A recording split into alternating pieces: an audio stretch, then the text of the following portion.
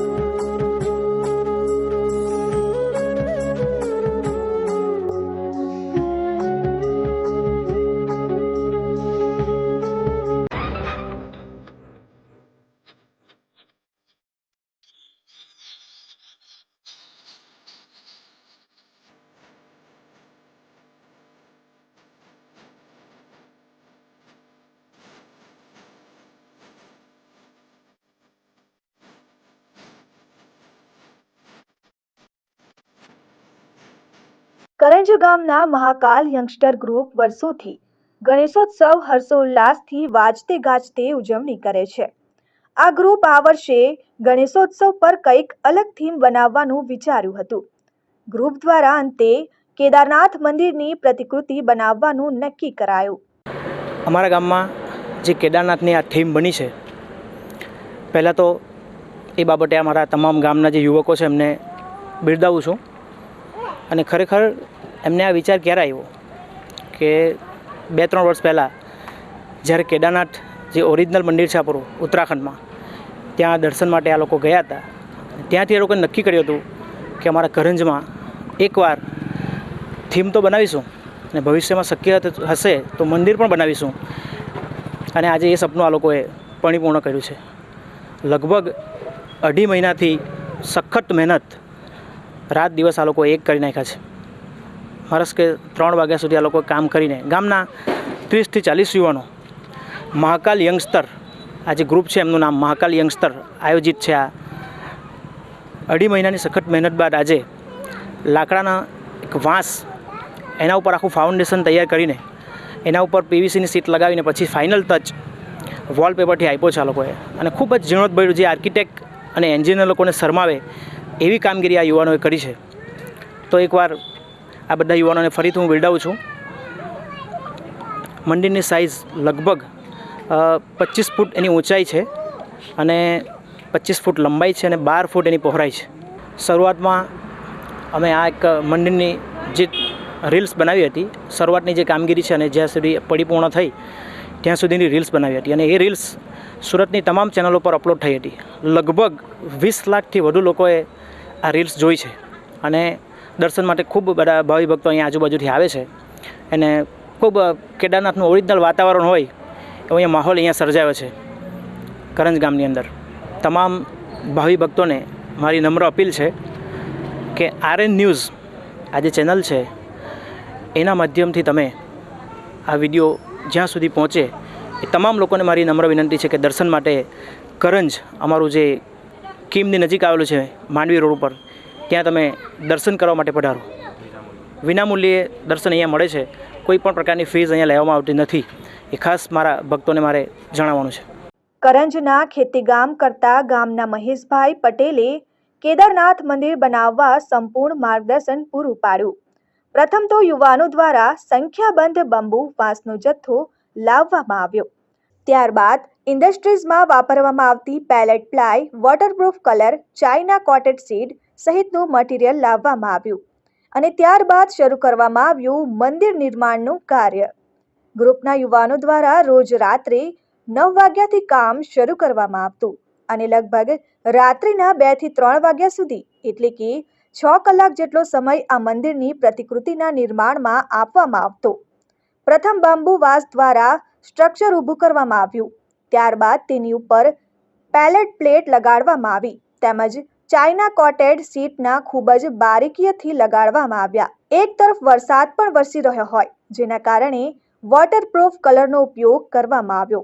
2 મહિના જેટલો સમય યુવાનોએ કરેલી મહેનત આખરે આંખે ઉડીને વળગે તેવું દેખાઈ આવે છે. ખૂબ જ ઝીણવટભરી રીતે ઉત્તરાખંડના કેદારનાથ મંદિર આબેહૂબ પ્રતિકૃતિ હવે લોકો સમક્ષ મૂકતા લોકોમાં ભારે આકર્ષણ જમાવ્યું છે. મારો એક મિત્ર છે કરંજ ગામમાં, એમણે મને કીધું કે અમારે ત્યાં કેદારનાથની થીમનું મંદિર બન્યું છે, તો હું 20 કિલોમીટર દૂરથી કોસંબાથી સ્પેશિયલ અહીંયા જોવા માટે આવ્યો છે. મેં જસ્ટ રિસન્ટલી 2 મહિના પહેલાં જ કેદારનાથના દર્શન કરીને આવ્યા હતા. એટલે અંદરની જે મતલબ હોય ને કેદારનાથના દર્શન કરવા માટેની જે આશા મતલબ જે એક વખત વિઝિટ કરીને આવે છે કેદારનાથ, તે પછી જે જગ્યાએ કેદારનાથનું મંદિર દેખાય છે ત્યાં દોડીને આવે જ છે. તો મેં પણ અહીંયા આવ્યો છું. એટલું મસ્ત એમને રેપ્લિકા બનાવ્યું છે હુબહુ, મતલબ તમને કેદારનાથના દર્શન અહીંયા થાય છે. એમની ગણપતિની મૂર્તિની થીમ પણ એવી રીતે છે કે કેદારનાથની જે શિવલિંગ છે એ શિવલિંગ પણ અંદર આવી જાય છે ને એમની ઉપર ગણપતિ બાપ્પા સાઈડમાં હાથ ફેરવતા છે. તો તમને ગણપતિ બાપ્પાને કેદારનાથના પણ એક સાથે અહીંયા દર્શન થઈ જશે. તો હું બધાને જરૂર કહીશ કે એક વખત કરંજ ગામ આવીને વિઝિટ કરો. ઘણા બધા લોકોનું ડ્રીમ હોય છે કેદારનાથ જવાનું, સપનું હોય છે, પણ જો એ સપનું તમારું પૂરું ના થતું હોય, કદાચ ભગવાને અલગ ટાઈમે લખ્યું હોય, તો એ પહેલાં તમારા દર્શન કરવા હોય તો કરંજ ગામમાં આવીને તમે આ જ વર્ષે એ સપનું પૂરું કરી લો. જય શ્રી ગણેશ, જય મહાકાલ. આ સાથે જ શ્રીજીની મૂર્તિ પંડાલને પણ ખૂબ જ આકર્ષિત લાઇટિંગ, વોટરફોલ, ફૂલ ઝાડ અને ઇકો ફ્રેન્ડલી રીતે ડેકોરેટ કરવામાં આવ્યું છે. કરંજ ગામના મહાકાલ યંગસ્ટર ગ્રુપ દ્વારા બનાવવામાં આવેલ કેદારનાથ થીમ શ્રીજીને નિહાળવા માટે આસપાસના ગામ સહિત દૂર દૂરથી ગણેશ ભક્તો આવી રહ્યા છે. સનાતન ધર્મમાં શિવ પુરાણમાં જે 12 જ્યોતિર્લિંગમાંનું એક જ્યોતિર્લિંગ એટલે ઉત્તરાખંડમાં આવેલ બાબા કેદારનાથ ધામ. મિત્રો, અહીંયા અમારા કરંજ ગામના યુવા મિત્રો લગભગ 1 વર્ષ પહેલાં બાબા કેદારનાથ ધામના દર્શને લગભગ મહાકાલ યંગસ્ટાર ગ્રુપ 41 યુવા કાર્યકર્તાઓ અહીંથી ઉત્તરાખંડ ગયા હતા. ઉત્તરાખંડ બાબા કેદારનાથ ધામના દર્શન કરી અને ત્યાંનું એટલી પાવન ભૂમિ કેદારનાથની લગભગ કહેવાય છે ને હિન્દુ શાસ્ત્ર કે જેના નસીબમાં હોય એ જ દર્શન કરી શકે.